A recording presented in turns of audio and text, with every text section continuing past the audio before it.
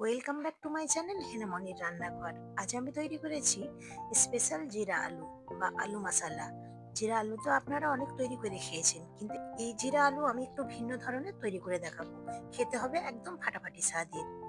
রুটি পরোটার সঙ্গে তো টিফিনে দিতে পারবেন, এবং ডাল ভাতের সঙ্গে খেতেও দারুণ লাগে। আসুন তাহলে দেখে নিই আমি কিভাবে তৈরি করছি।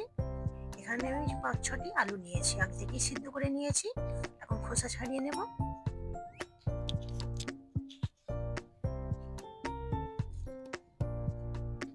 সবগুলো আলুর খোসা ছাড়িয়ে নিয়েছি। এখন আমি আলুগুলোকে টুকরো টুকরো করে কেটে নেব।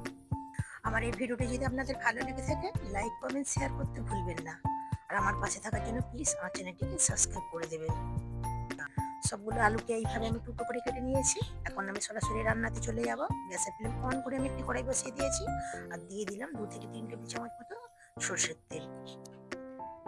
তেলটা একটু গরম হয়ে আসলে এর মধ্যে দিয়ে দিচ্ছি 1 টেবিল চামচ গোটা জিরে, এবং এর মধ্যে দিয়ে দিচ্ছি 1 টেবিল চামচ ক্রাশ করা ধনে, এবং অল্প একটু হিং দিয়ে দিলাম। কয়েক সেকেন্ড আমি ভেজে নেব, এবং কেটে রাখা আলুগুলোকে এর মধ্যে আমি দিয়ে দিচ্ছি। গ্যাসের ফ্লেম হাইতে রেখেই আমি আলুগুলোকে একটু ভেজে নেব।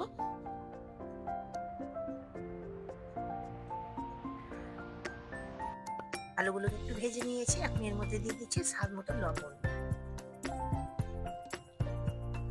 লবণটাও আমি খুব ভালো করে মিশিয়ে নিয়েছি, এবং এর মধ্যে দিয়ে দিচ্ছি 1/2 চামচের মতো হলুদ গুঁড়ো।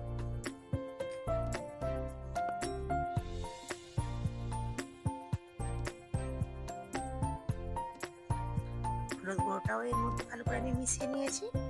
এখন আমি এর মধ্যে দিয়ে দিচ্ছি কিছুটা পরিমাণ আদা কুচি। আদাটাকেও আলুর সঙ্গে আমি খুব ভালো করে ভেজে নিয়েছি। এখন এর মধ্যে দিয়ে দিচ্ছি ঝালের জন্য লঙ্কা কুচি। এখানে আমি 3টে লঙ্কা কুচি দিয়েছি, ঝালটা আপনারা আপনাদের পছন্দ মতো দিয়ে নেবেন। এবং 1 চামচ দিয়ে দিচ্ছি চিলি ফ্লেক্স, এবং 1 চামচ দিয়ে দিলাম গোলমরিচের গুঁড়ো। আমি গোটা গোলমরিচকে একটু ক্রাশ করে এইভাবে আমি দিয়ে দিয়েছি। সবকিছু মশলা আমি আলুর সঙ্গে খুব ভালো করে মিশিয়ে নেব। এখন দিয়ে দিচ্ছি 1 টেবিল চামচ ধনে গুঁড়ো,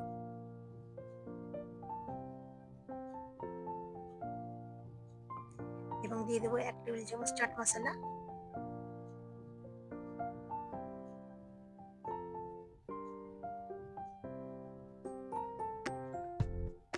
আর দিয়ে দিচ্ছি 1/2 টেবিল চামচ মতো গরম মশলা।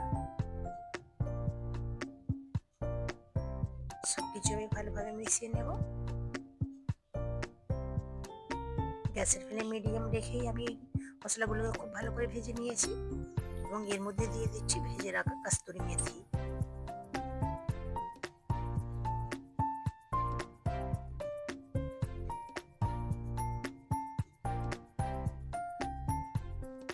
আপনাদের কাছে যদি পুদিনা পাউডার থাকে এর মধ্যে দিয়ে দেখবেন, দারুণ খেতে লাগে। আমার কাছে পুদিনা পাউডারটা নেই, তাই আমি দিইনি। এবং সবশেষে দিয়ে দিলাম 1 মুঠো পরিমাণ ধনেপাতা কুচি। এখন মিশিয়ে নিলেই তৈরি হয়ে যাবে আমার দারুণ স্বাদের জিরা আলু বা আলু মশলা। এইভাবে একবার তৈরি করে দেখবেন, খুবই দারুণ খেতে লাগে। রুটি পরোটার সঙ্গে তো দারুণ খেতে লাগেই, ডাল ভাতের সঙ্গেও খুবই ভালো খেতে লাগে। বাচ্চাদের টিফিনের লাঞ্চ বক্সেও দিতে পারবেন। আশা করছি আমার এই ভিডিওটি আপনাদের ভালো লেগেছে, এবং ভালো লাগলে অবশ্যই কমেন্ট করে জানাবেন। আর আমার পাশে থাকার জন্য প্লিজ আমার চ্যানেলটিকে সাবস্ক্রাইব করে দেবেন। আমার চ্যানেলে অনেকগুলো এইরকম আলুর রেসিপি দেওয়া আছে, আপনারা চাইলে সেগুলো দেখে নিতে পারেন। তার লিঙ্ক আমি ডিসক্রিপশন বক্সে দিয়ে দেবো। আবারও দেখাবো অন্য কোনো রেসিপি নিয়ে। Thanks for watching.